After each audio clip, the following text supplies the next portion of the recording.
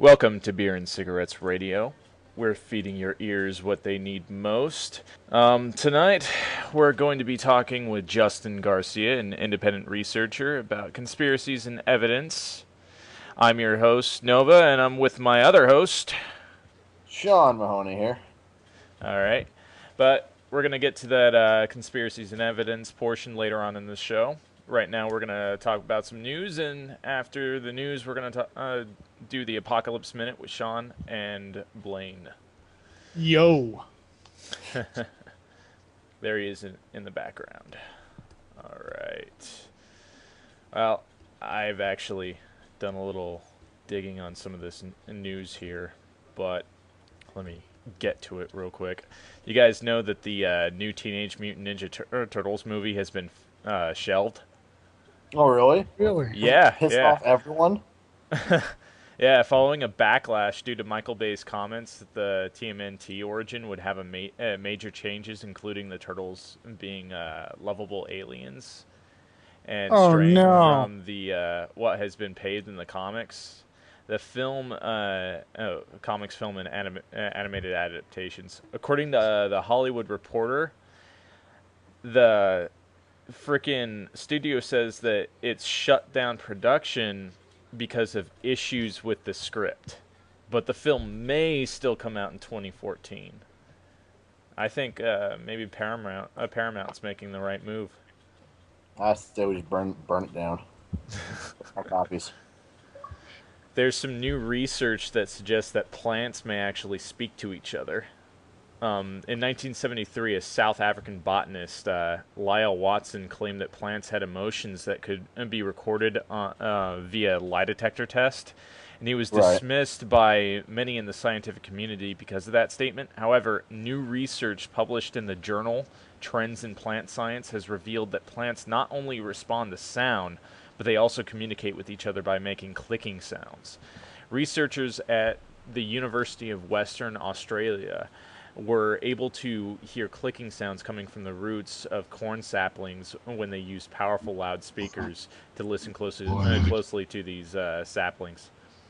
Researchers at Bristol University also found that when they suspended the young roots in water and played a continuous noise at 220 hertz, a similar frequency to the plant clicks, they found that the plants grew towards the source of the sound.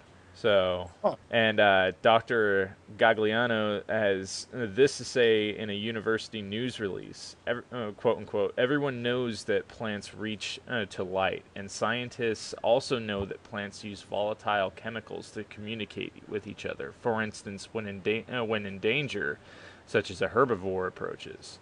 So, I find this kind of interesting. Yeah, it's pretty, I don't know. Like, not sure how to feel about that one. Yeah, I don't know either. That's kind of odd. But, I mean, as far as plants communicating, it's easy to believe, but, you know. Yeah, but is it actual communication that with purpose, or just like a chemical reaction? You know? We don't know. Makes you a little guilty for eating that plant sandwich earlier. No, it doesn't. Not at all. I'm a vegetarian not because I love animals, but because I fucking hate plants. God, fuck plants. amazing oxygen. No, fair enough. Blaine, you're not really a vegetarian. Come on. No, I'm not. I just said that for a laugh. I am a carnivore. I enjoy meat. My thought is that if God wanted us to not eat animals, then he shouldn't have made them so damn delicious. Yeah, we're also eating animals. Why are they made of the tasty food? Yeah. That's kind of funny. Pretty much. In other news, gun sales in Aurora, Colorado continue to go up. Good. Outstanding. Since the horrific shooting that took place during the Dark Knight Rises opening night. And like the whole country trying to push this gun ban. And the actual city that had the terrible shooting is like, no, fuck this. We're all getting guns now. Oh, the entire country's doing it. I hope this leads to a little more lax CCW laws or open carry laws throughout the country. Because let's face it, look, if there were more people carrying, this kind of shit wouldn't happen. Yeah. Well, I mean, studies show that more crime the more heinous crimes seem to happen in gun-banned areas. Oh yeah, absolutely. I don't hear about much crime in Arizona.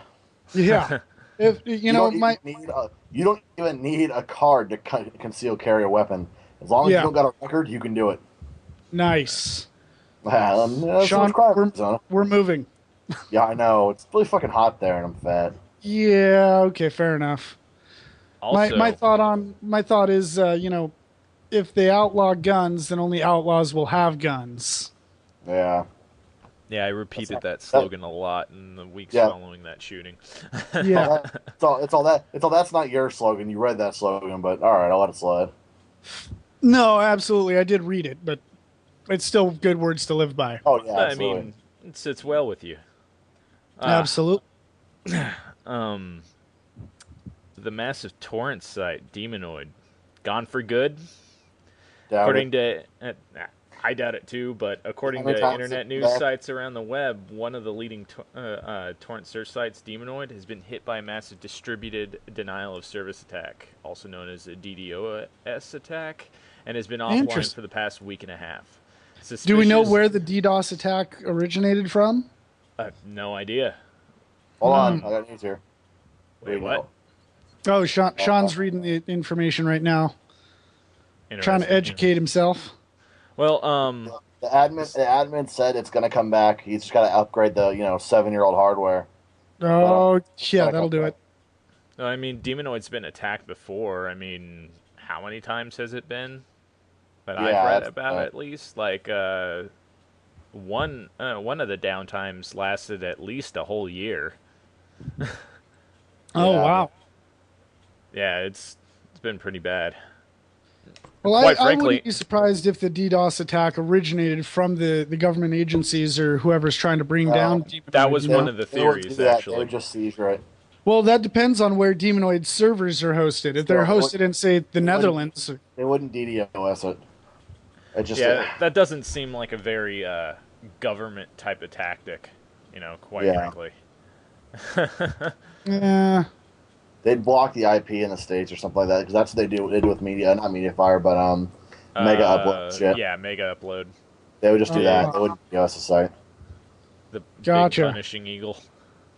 Huh. Yeah. All right. So, how about the Apocalypse Minute? Already? All right. All right. Yeah, this is the Apocalypse Minute with Sean and Blaine. Indeed. The purpose is we're kind of nerds for stuff like Fallout and zombie stories and stuff. So we thought it'd be fun to bring information on what you should do if this happens, or what would be good action to take, what your options are, and basically how to survive an apocalyptic event. And even then, take all this with a grain of salt. None of us have survived an apocalyptic event because it never happened. So we're kind of swinging at the fences here. Oh, but, absolutely. It's a fun thing to think about, Oh yeah, I spend many hours just thinking about it myself. And preparing for it. It's a little creepy. Yeah, I know.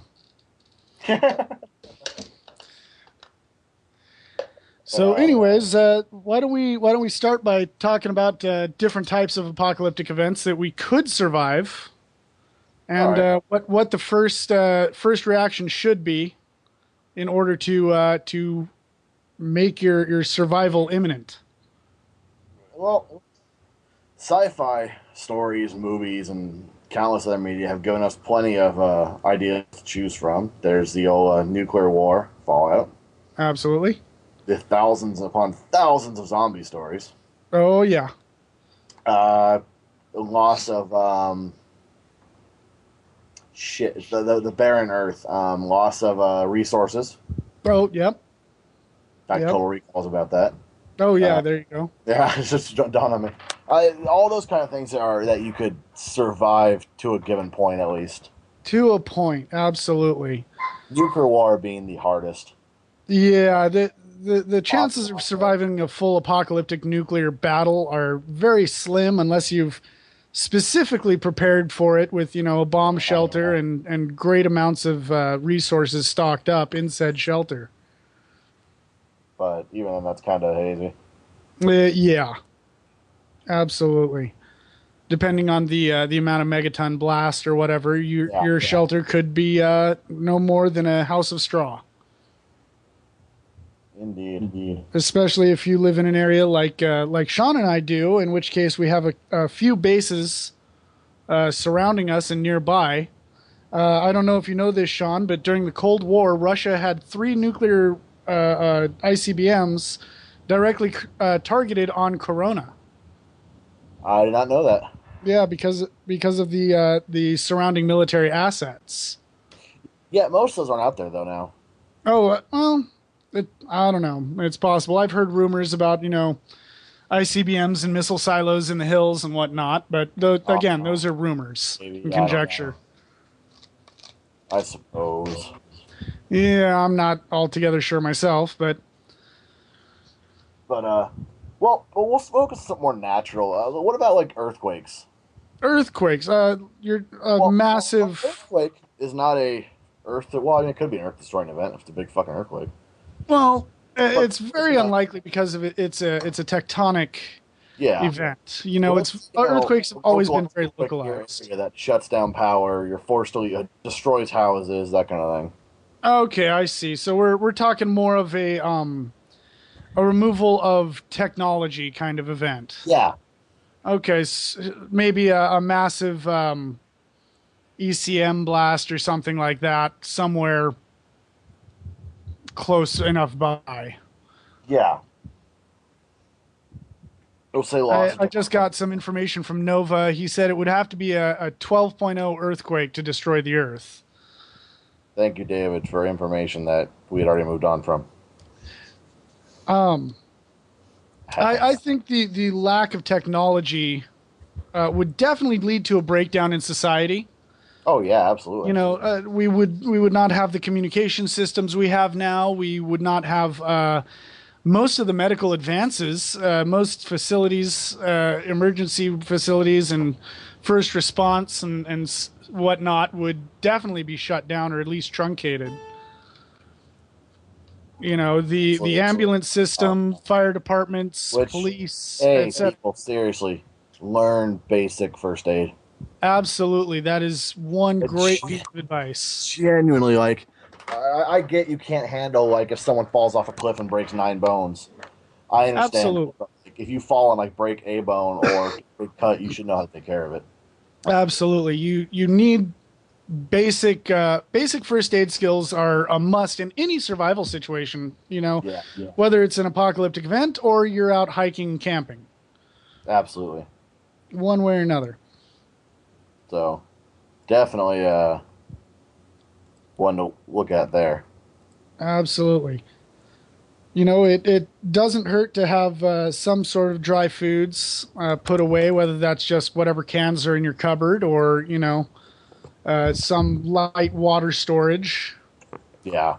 Know your local area well enough to walk through it. Absolutely. If you're going to evacuate an area, know the best ways to do so. Everyone's going to head for a freeway or other major juncture to escape the we'll call it the blast area or the affected area. Yeah, affected area would be the right term. There you go. Thank you. I, however, am a great believer in off-road vehicles, and I say in that kind of event, fuck the roads. Have gas then. Off-road vehicles have the bad tendency of eating up gas. Yeah, this is true. I was thinking something smaller like quads, ATVs and dirt bikes and whatnot. Yeah. Trouble is, though, they can't haul equipment. Very true. This is incredibly true. Yeah. So. Well, there's some ATVs that, they have rather large racks on them. You can strap a great deal of gear to. True. But like crawlers, stuff like that. Yeah, that's more, a 3-day supply, 7-day supply kind of scenario. Yeah, that's not going out halfway. Plus, you could sleep in a car. You can't sleep in an ATV. Very damn true. So, keep that in mind. If you've got a place you can go that's safe, ATV's fine, but... Yeah, if you have a short distance to go overland, then... Right. Absolutely. Kick that bitch over and head out of Dodge. Indeed. Well, I think we probably covered enough for now. I would imagine. Alrighty. And then, well, as the show goes on, we'll get more and more in depth. For right now, we're just kind of getting the vibe going here, getting our feel for it. Absolutely. And to our listeners out there, all two of you probably, if you have any questions or anything you'd like to hear us talk about on the Apocalypse Minute, feel free to email, Skype, or send up a smoke signal. Who knows? We may need those one day. You never know. Learn your Morse code, people. So, all right, I will send it back to David. He's handling the next part of the show, the actual main part. Outstanding. Well, I'm signing off for the evening. Oh, that's right. You're heading out. Yeah, it's been a pleasure, but I've got beers to drink and people to mingle with. Well, that's what the show's all about. Absolutely. We'll probably leave it tuned in and turned on. And if anyone here would like to comment, I'll have them sign on and put in their 2 cents so you guys can tear them down. All right, sounds good. Okay, well, tear them down sounds fun. Absolutely. This is Blaine signing off. All right. That was Blaine. That was Blaine indeed. All right, let's get Justin Garcia in here, our independent researcher, so we can go ahead and start this interview and the main part of the show off. Sounds like a worthwhile venture. Quite possibly. I've been looking forward to this.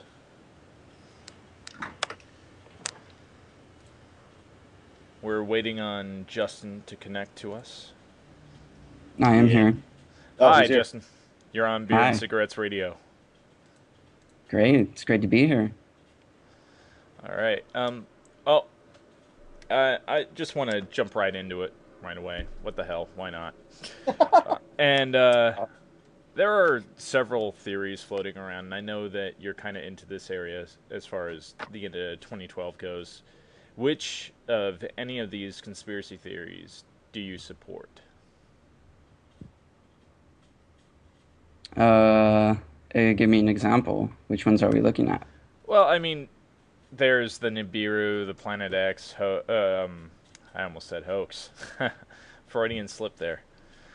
There's also the galactic alignment. You know, there are tons of different theories of what may or may not happen. A massive solar flare, as far as the research that I've done.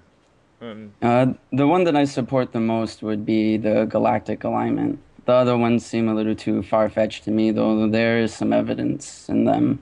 Others have more evidence, some have less. Okay, could you explain your exact standpoint? Yeah.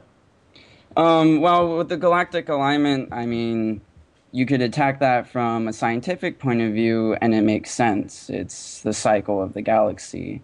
And the way the theory goes is that we don't have a good understanding of these galactic cycles and the energies that come from that. And, with 2012, we can have this galactic alignment where, the planet, the solar system, and the galaxy itself are all in that equilibrium where we're showered with energy, if you will, and it can have an effect on consciousness or state of mind. What do you think about that, Sean? I see a decent amount of possibility in that. But at the same time, I'm one of those guys who's just kind of, I firmly believe nothing's going to happen. Like I'm a complete utter skeptic on the whole 2012 thing. Well, I won't lie. I have felt different in the last couple of years. Maybe it's just me, but I know that many people feel that there is some sort of change ahead of us. Whether it happens this year or next year really doesn't matter to me, though. So you don't believe this is going to be a strictly cosmic event? It is a cosmic event, with some repercussions here on Earth, but I mean, there's a lot of factors that go into it. I mean, there's really a lot of different ways you can go with it. I mean, like you can have the mentality that nothing's going to happen, and with that kind of mentality, nothing is going to happen for you. You know, if you're not open to the idea, you're not going to feel any of the changes. I mean, I don't think that there's going to be any, you know, apocalyptic catastrophe or anything like that where a bunch of people are going to die. I mean, that's a little too extreme. I mean, it could just be something as subtle as a shift in, you know, a global mindset. You know, we can definitely use a shift in global mindset, I think. At least according to my opinion. True, it's going to be a good one, though. Yeah, it can always go either way. I mean... Yeah, it definitely can, but I mean, hopefully it goes in a good way. If we can get away from this sort of whole focus on materialism and commercialism, that I think that would be decent for us. Get back to, I don't know, respecting our environment a little more. That would probably be a good idea. So, yeah, I would definitely agree with that. Let's get into a couple of these theories. And do you use the Mayans in any of your beliefs as far as this goes, or your theory? Yeah, I do actually. I think the Mayans had a really good fundamental understanding of these galactic cycles. They literally spent a majority of their time studying the sky and developing mathematics to be able to understand, you know, the movement of planets and stars in the sky, as well as even other galaxies, actually. Interesting. I had to grab something real quick. On the Mayans, for those that don't know that are listening, all three of you now, most likely. Woo! Woo! Moving up in the world. Yeah. They dominated Central America for nearly 2,000 years, but by the 9th century AD, the great Mayan cities were abandoned and the Mayan people vanished. But they left lots of clues and whatnot. And a lot of the speculation is what could have possibly happened to this advanced culture to cause it to vanish. Could the Mayan have left clues as to how they surpassed other cultures in science, mathematics, timekeeping, and most importantly, astronomy? A lot of the ancient, and this is another point that I want to get into that we mentioned in the Ancient Aliens podcast. All of these ancient pyramids, they all line up to celestial and constellations, basically, with incredible mathematics. Even like especially the Great Pyramid, there are shafts in it that are lined up to Sirius and a couple other constellations as well, and that's just the mathematics involved in lining those things up precisely is just insane. But I digress. Yeah. Well, as long as we're the pyramids pointing to celestial body at the same time, though, could tie into the whole 2012 idea that he had with the celestial alignment. Well, I mean, the Great Pyramids themselves are a reflection of Orion's belt. Right. Yeah, yeah.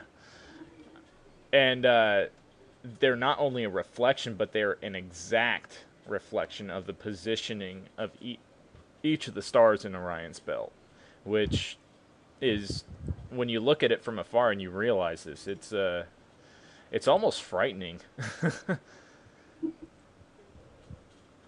Just how much precision was involved in this.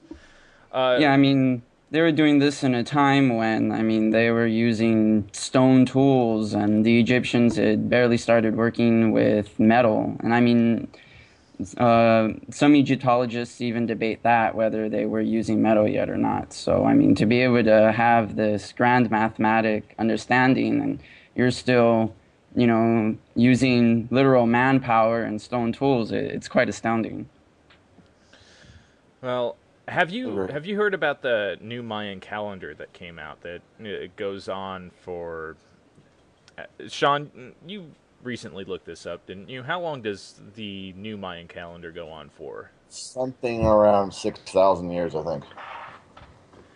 Have you heard about that, Justin? I have not, actually. Yeah, they I'm only familiar with the traditional Mayan calendar that they found in a people. hut actually, in I forget where. It's a Mayan calendar from another Mayan group, and it goes for another 6,000 years. Yeah, I mean that would make sense, and this is why I don't believe that the end of the Mayan calendar means The end the of the end of the world. world. Yeah, Right. exactly. It's they use their calendar to record cycles, and the calendar that ends on December 21st, 2012, is just the end of that particular cycle. I think there could still be something to that, but the emergence of this extra calendar is kind of interesting. Um, on Planet X and Nibiru, I want to get this out of the way before it leaves a bad taste in our mouth. Um, it's a new theory that's catching people's interest as of 2008-ish, 2003. I think it goes back at the earliest. Mhm. And they say that according to the Mayan calendar, the world is going to end on December 21st, 2012, and that from the beginning of history, countless prophets have come forward claiming that the final doomsday scenarios. One often quoted today is the collision with Nibiru, also known as Planet X, will result in the destruction of the Earth and the extinction of life. This is something that was sort of confirmed by Zechariah Sitchin, who did a translation of the Sumerian tablets, the original Sumerian story, the Anunnaki and whatnot, but we can get into that later. Um, the Nibiru planet only makes a complete orbit, allegedly, around the sun every 3,600 years, making it very difficult to observe. The existence of Planet X is backed by Sumerian writing more than 2,500 years old, allegedly. The ancient Sumerian civilization had great knowledge about mathematics and astronomy, and although scientists are empty handed of any hard evidence to support the existence of Nibiru, many uphold the detailed Sumerian writings as proof of its existence. But here's the thing: an experiment in the 1980s used infrared rays to discover and record more than 350,000 objects in the night sky. Many of these objects were classified as unidentified, and Mm. from there, this new conspiracy was basically born. Conspiracy theorists claim that among the many unidentified objects newly cataloged, Planet Nibiru was one of them, and that it was tracked covertly by the U.S. government. Later studies using telescopes found for certain that Nibiru was not present in the collection of objects. And yet, you know, here we are today, still talking about it, thanks to Yeah. YouTube. Oh, YouTube. Yeah, I personally don't believe in the Nibiru theory at all. When I was a teenager, that must have been back in '02 or '03. Originally, that's when the planet was supposed to pass by us and destroy us. Oh What yeah, was I read called about Zeta that. Talk, if you're familiar with Zeta Talk. Yeah, I've listened to a lot of Coast to Coast, so I've heard a couple people come on and talk about how they talk to these giant alien spirits in the sky and stuff. Right. Not Yeah, to make them exactly. sound crazy or anything, we're not here to discredit people's the paranormal or anything like that. But that's basically what it sounds like when you first hear about it. I mean, realistically, in order for a planet of this alleged size, to pass by, we would have noticed it by now. You would notice its gravitational influence on other places of our solar system. It's literally something you could not miss, especially if you were looking for it. Well, they also argue that the reason why we've been having all the increase in earthquakes and tsunamis and stuff is because of the influence of this planet and the gravitational pull. But with the advanced instruments that we have, even the layman or the rogue scientist would be able to detect something by now. Indeed. I mean, you wouldn't need all that powerful of a telescope to tell if there was another planet entering the star system. I mean, Exactly. What was the name? There was a comet that cruised through our solar system not too long ago. I can't remember the name of it now. Elenin? And people, yeah, that's it. That's the one. And people were terrified. They thought that that was Nibiru. And a lot of theories popped up all over the internet and videos of it. And they were saying that the government was trying to cover it up and everything. And it ended up just breaking up into a bunch of pieces and melting because it got too close to the sun. What's funny is, like, you couldn't even see Elenin in the sky. That was during the period that Jupiter was brightening insanely. And I thought that was the comet at first, because I'd never seen Jupiter that bright before. But I think, and that's another thing that I want to get into, the brightening of frickin' Venus and Jupiter. Those two stars, quote unquote, in the sky right now are so damn bright. Like, Jupiter or Venus, I think it's Venus, I haven't looked at a star chart recently, are so damn bright that they could rival probably the artwork of the Star of Bethlehem right now. Have you seen those stars recently, Justin? Yeah, that would be Venus. Yeah, I mean, Venus has already been a really bright star in the sky, or planet, if you will. And yeah, I mean, it's definitely one of the brightest objects out there. Well, I honestly think that the brightening and the global warming on all of the planets is because of the sun's increase in solar activity and heat. It's heating up. It's revving up. Yeah, I would definitely agree with that. The sun is in a period of violent activity right now, and this happens periodically in the sun. 11-year cycles, if I remember correctly. It just happens that this time it's a little more violent than usual. But I mean, yeah, sending out more of those charged particles with the bigger flares, and that'll definitely react off of planets like Venus or Jupiter with dense gas atmospheres. That's a lot of reflection right there, and it'll definitely show, even to the naked eye. And the heating up of all the planets is verifiable by hard data as well. They've recorded these heat increases on every single planet in the star system, as far out as, I believe, Saturn. Not 100% sure on that, but I know. I actually think you're correct. I recall reading that. Yep. So. Because I remember us talking about that years back when they were recording the increases. I have no idea what they are now, but pretty sure it's a little bit hotter out there. Sure. So I don't believe that the global warming on this planet is 100% due to human activity. There have been theorists to come out and say that, you know, industrialization is actually really good for the planet. It increases CO2 and increases plant production because of that. I don't know how much faith you can put in that, but who knows? I'm not sure. I mean, that sounds reasonable. I mean, as with anything, moderation. I mean, too much can be damaging, but a little more. Of course. Yeah.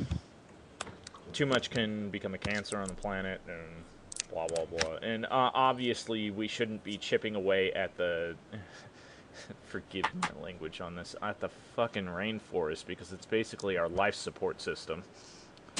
Yeah, exactly. But we've already gone into the planetary alignment. Solar magnetic shift, though.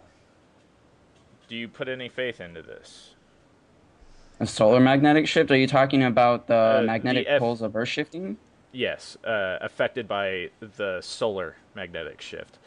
The sun's poles flip every 11 years or so. We know this, but they're saying that this year it's going to be a little bit different, and that the solar flares that result from this are going to cause our poles to flip and cause like terrible, terrible destruction.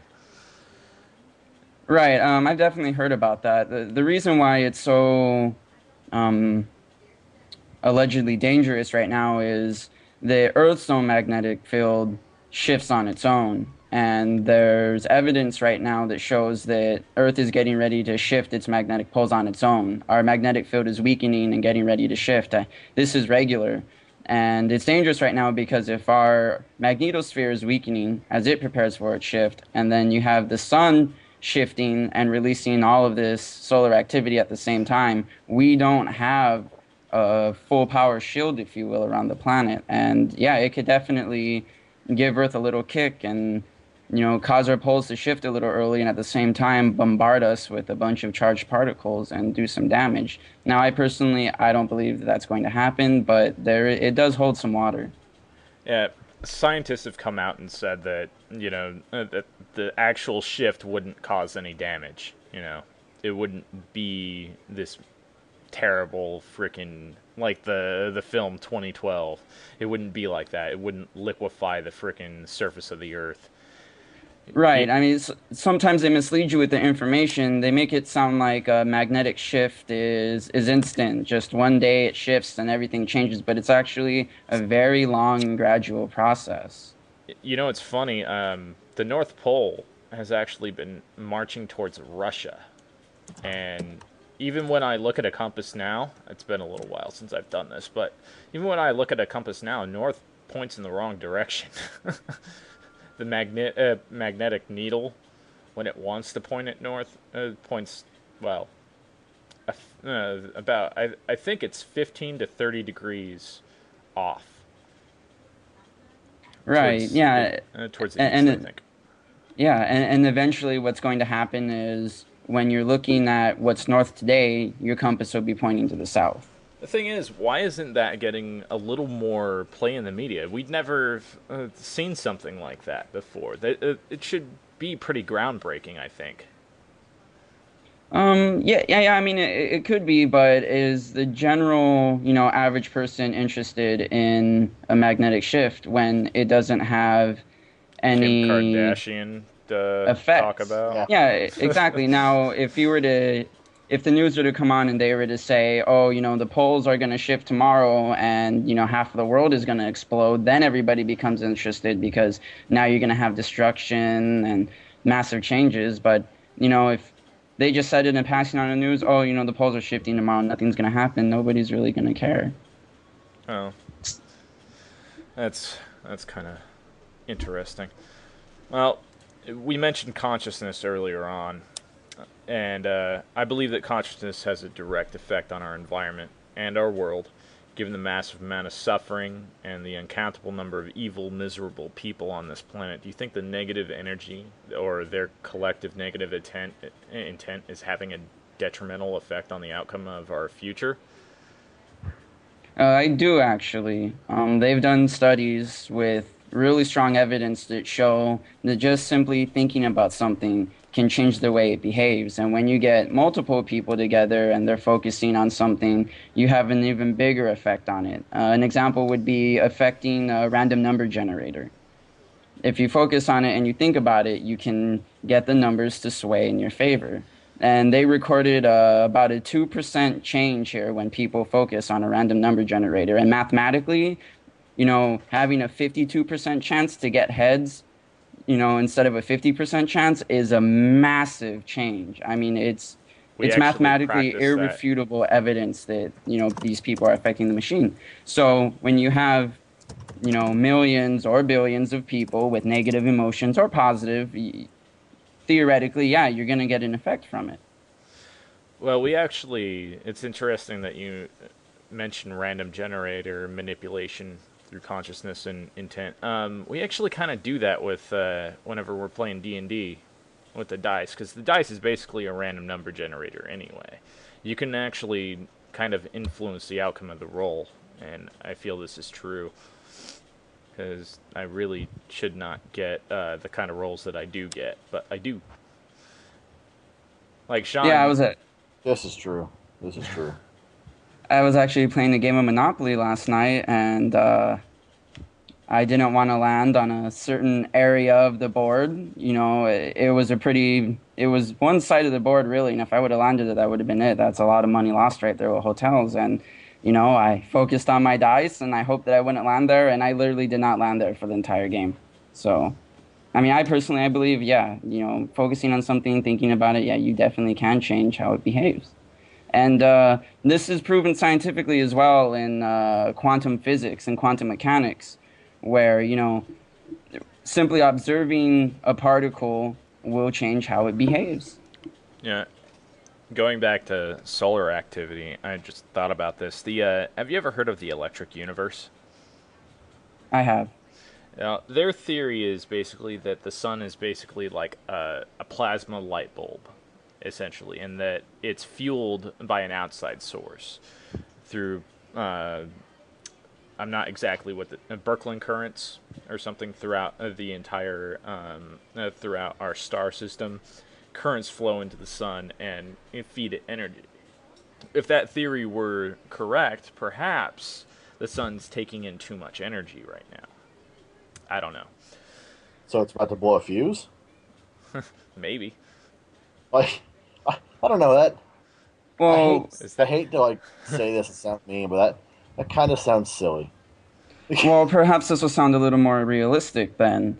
When you have a planet or a star in this case, you'll end up with some irregularities from time to time. And what happens to fix these irregularities is you get storms. That's why we have hurricanes and stuff on Earth, and the sun goes through its solar storms. And if it is being fed too much energy, it's going to have a storm in order to release this energy. It's going to want to balance itself out. So you get these massive solar flares. So, I mean, it could be true, and that could be why the sun is flaring and we have, increased heat throughout our solar system, because it's trying to balance out this energy. It doesn't want to overload. Well, I actually do think that that has some credit, but Sean, I want to talk about the electric universe in general, because the standard model of physics doesn't exactly have explanations for why nebulas are shaped the way they are, or why certain phenomena are the way they are. And magnetic and electric phenomena have explanations for these things. So it's possible that parts of the standard model of the universe, as we explain it now, can be explained by electric phenomena. So I think there is quite a bit of credence to it. Maybe not to the point where we have to discredit everything that we've come up with and all the mathematics that have gone into it, but the observations don't lie. That's a good point as well. Well, do you think, Justin, that there's any possible link between this and the UFO phenomena that we've been experiencing since the 1940s? With 2012 or with the electric universe theory? With 2012, not electric universe. Electric universe was tying into the solar thing. Yeah, it could be. I don't think there is a connection. I think that, UFOs, for people who believe in them, I myself, I do, that's part of their regular observations or whatever it is they're up to. If there is a connection, which I'm not sure if I believe this yet myself, but I mean, that could change. It is pretty strong. I mean, perhaps they're waiting for our consciousness to be affected by the galactic alignment of 2012. And that's why they don't, make direct contact with us, because we're not ready yet. And with the consciousness shift, perhaps we will be ready to, become a galactic race instead of just, a solar planetary race. Well, I think with the recent developments with companies like SpaceX and the other private companies out there that want to reach farther than, say, NASA has been able to do with all its bureaucracy and whatnot, I think the healthy competition that's coming into our new free enterprise space programs is probably a push in the right direction, but we still have too much baggage, I think, to make it up there. So I think maybe you might be correct, and we'll get into UFOs in a minute. I'm sure we've got tons of stuff to say, especially as far as the Paul Benowitz and Ray Stanford cases go. I have some stuff that Sean might actually find interesting. All right. What about paranormal activity in general? Has it been on a up spike recently, do you think, since we've been heading towards this supposed consciousness shift? Yeah, I do actually. When you're expanding your consciousness, you're going to be open to a lot more things happening around you, a lot more ideas even.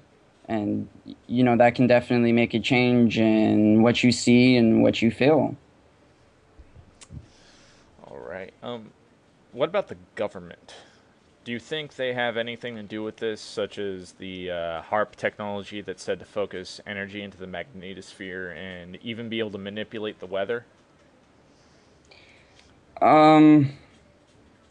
I don't really believe in that theory at all. I mean, weather manipulation, if they were actually manipulating weather, it would have massive global repercussions. I mean, you cannot change weather and, not notice it around the world. I mean, you're messing with, the planet itself when it comes to that. I mean, you can very quickly and very easily destabilize an entire planet if you mess with weather. Well, I think it's funny that you mentioned this because we have been sort of dealing with some serious changes in our weather. I mean, Iceland right now is melting. It's going through a massive heat change, and as far as I know, the Midwest is going through the worst drought it's ever seen. Yeah, and there's been droughts in Africa and in China as well. I mean, it could be true, but I don't believe it because I look at it like this. Humans have not been here for that long, and we haven't recorded, weather patterns for that long either. I mean, we've only been recording weather for, 150, maybe 200 years. So I think that, Iceland melting, Greenland almost completely melting, I think that that's all part of a regular cycle on our planet. I mean, we're in between ice ages right now. I mean, the planet will eventually freeze again. The planet used to be a lot hotter than it is now when the dinosaurs were around, when there was more oxygen and things like that. So I think that it's just regular cycle for the planet. I mean, it's just natural warming, and eventually we're going to cool and freeze again, and the cycle is going to repeat. Sean, do you have something to say? You sounded like you were trying to chime in. Oh, yeah, I forget what it was now. We changed topic. I don't know if I agree on the whole Ice Age going to restart. I think it depends on the climate, but humans affect the climate so much, I don't know if it would happen again. Well, that's the thing. I mean, there's studies that show that, if global warming is true, if humans do have an effect on global warming, what would actually end up happening is we wouldn't, heat our planet up to a grand amount. We would heat it up, there would be an effect, and then what would end up happening is the planet would actually freeze itself to balance itself out, to fix that irregularity. And that's how the first ice age started. The planet got too hot, so it had to freeze itself. Well, the trouble is, though, is that I still don't think it would happen because yeah, what about the deluge? Or technology would just say, "Oh, this is happening. Let's reverse this or work around this." I don't know about that either. Isn't being called into question, I don't think, and it should be. Well, let's. What about the deluge? The ancient accounts in the Epic of Gilgamesh, the Bible, where it talks about the worldwide flood. Nearly every religious text that points to a massive flooding of the earth in the past. If something like that were to happen, you can imagine that if the earth was covered in water, that an ice age would definitely ensue. So I think there has to be a serious catalyst for something like an ice age to take place. Maybe like mini ice ages and stuff like that can happen without a massive extinction event like that taking place. But I don't know if I believe that it can happen just by the Earth saying, "Oh well, we're too hot now. Let's cool down." Not to say that that's what you're saying, but I'm paraphrasing. Well, yeah, I mean, originally, the way the first ice age came about was because of the meteor smashing into the planet and wiping out the dinosaurs. I mean, that's a massive catalyst, like you mentioned right there. Yeah, I mean, that's definitely true. You would need something on a grand scale like that. But what I'm getting at is the reason why we're going into ice ages now, planet freezes, we heat up and we freeze again, is because we're still recovering from that catalyst. We're still in that recovery stage now. What exactly do you mean by recovery stage? The planet is still balancing itself out. For us humans, we live for such a small amount of time that I think sometimes we can't appreciate the greater cycles out there.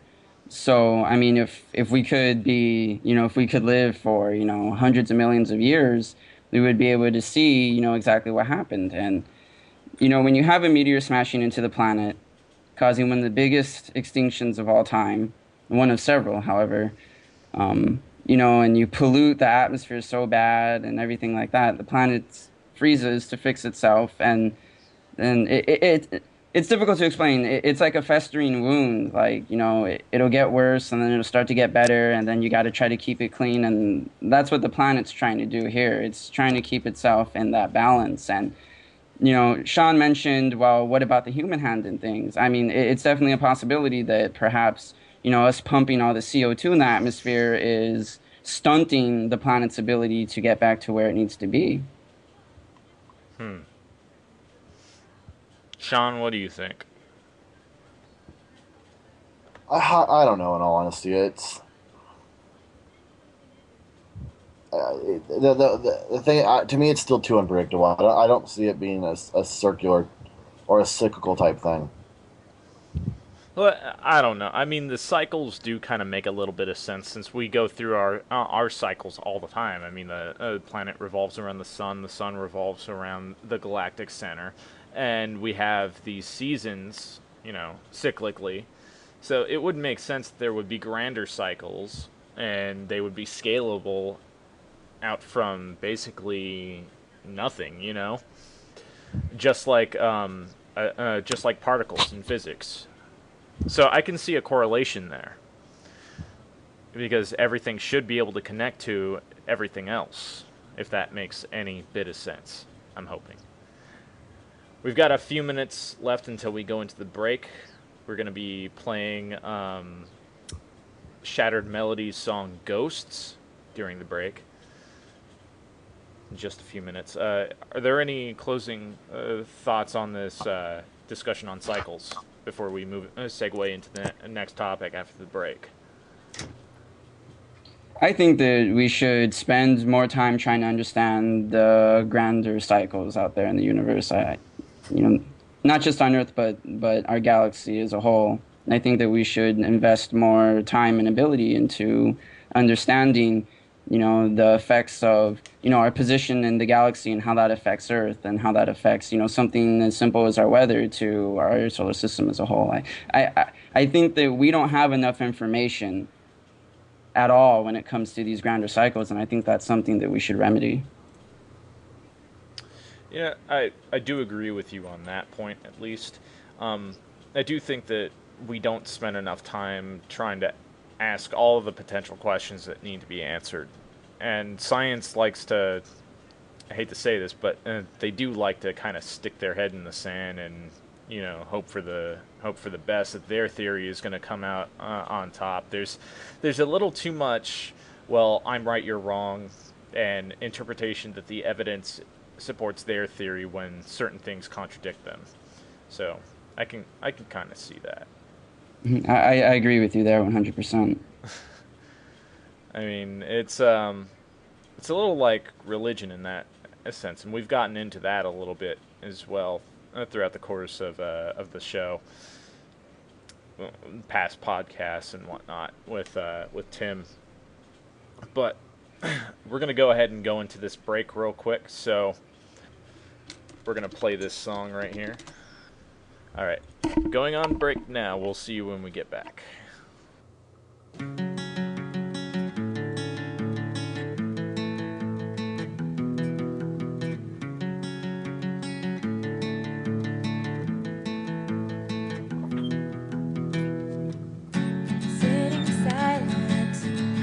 Lost in thought, I'm staring out